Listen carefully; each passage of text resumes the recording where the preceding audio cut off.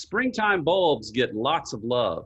September pushes up red oxblood lilies and lycoris spider lilies. So let's not leave summer out of the story. Crinum lilies and Hymenacalis dazzle us when the heat's on. They've also got deep roots in our garden history. Let's see how to grow these classics in Texas Tough Gardens with Steve Lowe, founder of Tejas Bulbs and longtime collaborator Philip Schulte. And oh yeah, Philip's also the Arboretum and Natural Areas Manager at the Lady Bird Johnson Wildflower Center. How y'all doing, guys? Great, thanks. Great. What really are Crinum lilies, and it sounds like they sort of go back in gardening history a bit. Yeah, they're a hallmark planting. I think if you find two or three things that are very commonplace across the whole South, one obviously would be things like antique roses, and almost always you'll see an element of Crinum lilies at some point in time in old homesteads. They are the biggest bulbs out there. As far as I know, these are the largest flower bulbs in the world. In many of the places where the species grow in the wild, they're in seasonal depressions where they may be completely underwater, after the monsoons, and then they may not even get any rain for a year, and they may be dormant, and then they'll come back on the next rain. So they can take the flooding and they can take the drought, which is very, very unique, and makes them work really well here in Texas, because that's what we have. We have floods and droughts. Absolutely. How'd y'all get started? What is Tejas Bulbs? I started Tejas Bulbs in the early 80s. I was working for a large commercial nursery at the time, and I kept noticing these wonderful looking things that were so durable and blooming in the middle of the summertime, with apparently no cultural help at all. And I thought, well, if you want to do something with plants, there's one right there that you ought to latch on to, because it's almost a no-lose situation. This sounds like a deviation from the Conrad Baring story, but I thought I was going to be a zookeeper and ended up working for a veterinarian in San Antonio that coincidentally was a renowned bulb breeder. Oh. So several trips to Mexico later, I was hopelessly hooked on this stuff. And in 1983, a gal down in Brownsville that had a mail order business had a heart attack and could not survive it. And she had some younger kids that didn't know what to do with this business that primarily dealt with amaryllis. Wow. So I worked out a sweat equity thing with the estate and hauled, amongst other things, about 200 Crinum back to San Antonio, put them in the ground. That's how Tejas started. Philip is taking care of a lot more plants now than I am. Actually, we transitioned a lot of this stuff. I actually was in partnership with his dad for many years, and Philip kind of picked up on that as a kid. So next thing I know, he's got several hundred in his whole vegetable garden. In terms of bloom season, there's so many species and varieties out there. With a good collection, you can have flowers from April through November. Okay. With having a collection of varieties that flower at different times. Real heavy in spring and summer, a little bit of a lull, obviously, in August when it's just hot and dry. Right. And then there's some species and some varieties that bloom heavily just in the fall. When's the best time of year to get these in the ground? Springtime is the best. I grow them in the ground down on my farm down in New Braunfels. So I dig them seasonally and try to transplant them or get them into nurseries in a dry form in the early spring up until about into May. Okay. You have them and you dig them and you divide them and you move them, and you can do that pretty much any time of year because they really are, they're tough as nails. And this is actually, that's a half-grown one. This is not a big one. This is like a little one right here, but it's already budding. It's already got some little flower buds on there. Do they need any special soil or light conditions? Or are they generalists? Or are they just, you need some full sun? What, if you're looking to get these in the ground, what sort of, how would you prepare the soil, or do you even need to? A little soil preparation goes a long way, as with most gardening. So yeah, a little compost, a little fertilizer, some mulch, a little supplemental water, but sunlight is important. There's some shade tolerant varieties, but typically they want more sun than shade, and they're going to bloom better when they have sun. That said, you know, this is Texas, so a little afternoon shade, everything likes a little afternoon shade. That's always Sure. you know. But I have mine, I have a whole collection. They're out in full sun, absolute full sun. Okay. Well, how much, you mentioned, you know, supplemental water getting in? Do they require a lot of water to start, and then do you have to give them a lot of water afterwards, or is it just sort of like any plant, you monitor accordingly? These things thrive on whatever you throw at them. So it depends on what your capabilities are. Most of the stuff I've grown has been in Central Texas over the years, and it's always typically been in heavy clay soils. And he's right, a little soil prep does go a long way, but these things really don't need it. I've heard various experts on this subject say that they've never seen a crinum that died for any obvious reason.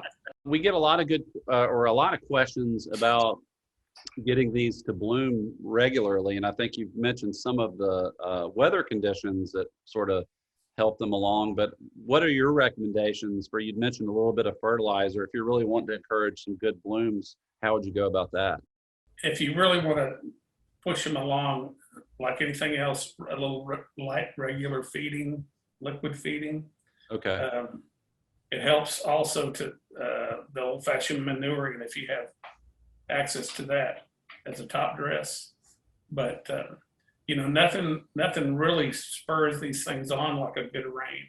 Oh, okay. And specifically, if you're looking for bloom production, you can almost, they're related to our native rain lilies around here. Right. Pop up 3 days after a shower. Sure. Well, these things go off like a clock after a really good rain. If the weather's warm enough and they're healthy, normally you can count 8 to 10 days after a good rain, you're going to get a big flush of flowers. Has to Grow is a great option for a liquid fertilizer. I don't think too hard about it. I just kind of get what I can get, and I try to fertilize in the spring before I mulch. But as far as a liquid fertilizer, I think Has to Grow is a good option there. Okay, well, that brings up, you know, you're just mentioning mulching. Are there any other sort of standard care that goes along the way? When are you looking at mulching, and why are you doing that? They're subtropical. They most of them, the foliage freezes, and you know, in the wintertime, their foliage is brown, they go dormant. If it warms up a little bit, they'll keep trying to grow in the wintertime, but I leave those frozen leaves on the clump in the wintertime, and that gives them additional insulation. Okay. And then in the springtime, they're going to start growing really rapidly, and you're going to see all that green leaves coming up underneath, and you just go and just pull off all that old dead stuff. That's when I fertilize, and that's when I remulch. You know, sometimes in the middle of summer or after they bloom, or at some time during the growing season, sometimes the leaves will get kind of tired looking. And all you have to do to clean up the appearance is to go in and just viciously chop them off back to the neck of the bulb. And then all of a sudden you have a flush of fresh, new green foliage. We're just talking down where the leaves start out. You can just come back here and cut it back, and it'll immediately regrow. Let's quickly just go through some of your favorite varieties. There's so many, we can't hardly mention them all, but to look at maybe a good variety that'll provide blooms throughout the season, I'd start with Crinum bulbospermum, which is a species from Africa. It's one of the ones known as milk and wine lily because it has red striped on white foliage. Okay. And it does produce abundant seed, which is how that one is reproduced. And for me, that's the first one to bloom in the springtime.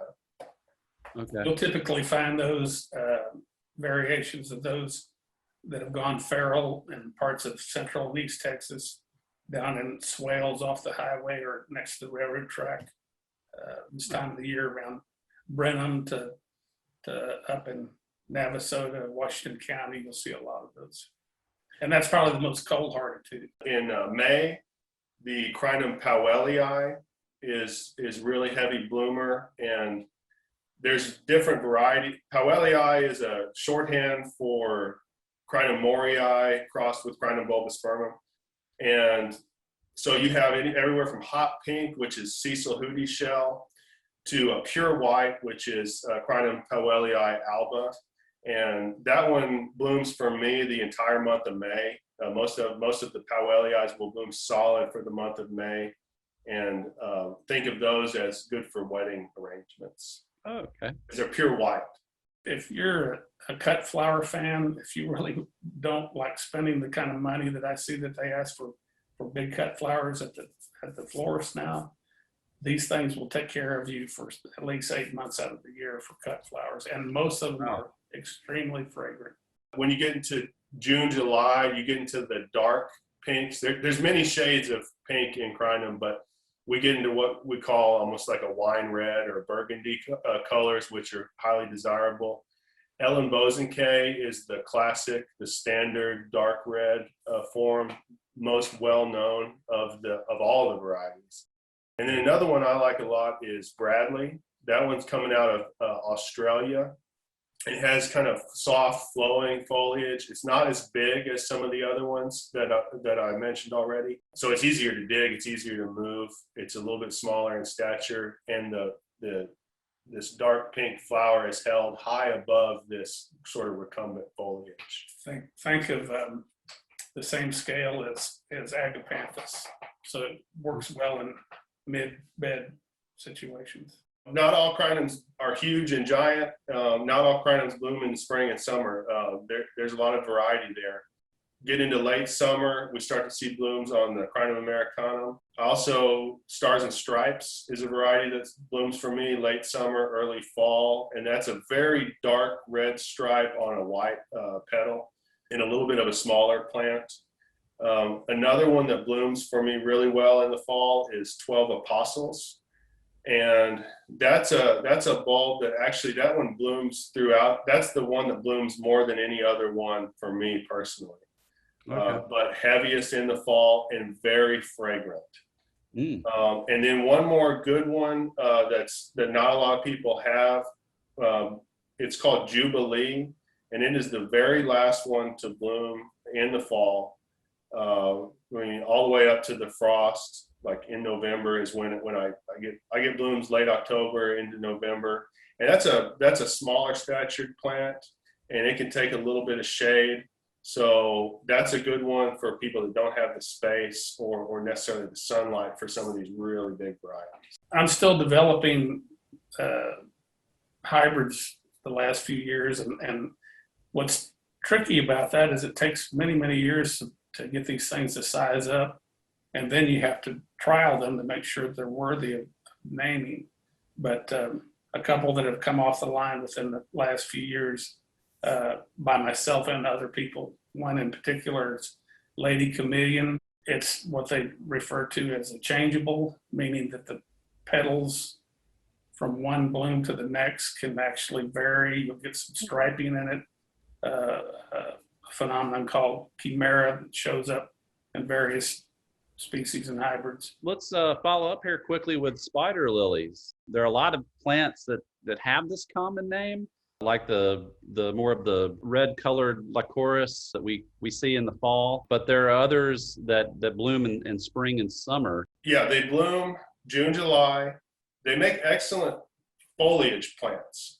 So it's not just about the blooms, and that applies to Crinum and the Hymenocallis spider lilies. They have really nice foliage, which can be used in a border or lining a driveway or a walkway or as a foundation planting. Especially those Hymenocallis, they have just really beautifully formed leaves, really dark green, and then you get the bonus of the flowers in June and July. Where can people get some of these bulbs from y'all? So right now, we have bulbs at the Natural Gardener is carrying a pretty good selection of Crinum lilies from Tejas Bulbs. In San Antonio, Rainbow Gardens has frequently kept a pretty good stocking of them. People can check out our pictures of what we're growing at Tejas Bulbs on Instagram. So what I do there is I try to photograph, both Steve and myself, we try to photograph things when they're looking really good, and I try to post them when they're blooming so that people can see a nice picture of the variety of the flower and also get a feel for the timing of blooms throughout the season. And then I put some stuff on there too, like how to divide them, you know, a few pictures and a little bit of explanation to try to go into some of the cultural stuff too. Sure. Well, that's wonderful. That sounds like a wonderful resource, and then really people to sort of wrap their brains a little bit more about what they might be interested in and what they might want to start to select. Well, I just want to say, Steve and Philip, thank you so much for talking to us today. This has been extremely interesting, and y'all are chock full of knowledge. So we're really excited, and we will definitely be checking y'all out on Instagram, and we'll have to go by the Natural Gardener as well. Thanks. Thank you, John Hart. Thank you, Linda. Thank you very much.